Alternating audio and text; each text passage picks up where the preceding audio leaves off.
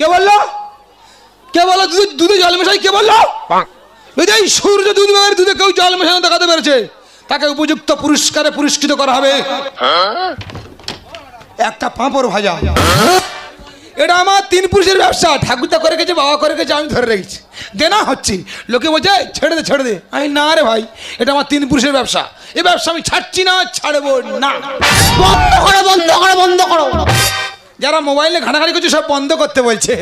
আমি ওদেরকে বলছি না, তোমার এই 14 পুরুষের ব্যবসা তুমি বন্ধ করো। বেশি হচ্ছে, তিন পুরুষের ব্যবসা 11 পুরুষ বেশি হচ্ছে। আচ্ছা তুমি এই ব্যবসা করে কি উন্নতি করেছো বলো তো? আমি না এই ব্যবসা করে উন্নতি করিনি। কি করেছো? উন্নতি করিনি। কি করেছো? এই দুধ ব্যবসার টাকা নিয়ে ঘরে যে দুটো টিউবলাইট খারাপ ছিল সেরে দিলাম, দিব্যি জ্বলছে।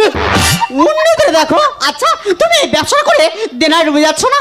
আমি দেনায় ডুবে যাচ্ছি? ও মা গো, তোমার দেনা নেই? আমার নাই দেনা আছে, 90,000 টাকা দেনা। আচ্ছা আচ্ছা, 9,000 টাকা শোধ করে দিচ্ছি। তা দেনাটা কি আর কচুটি আছে?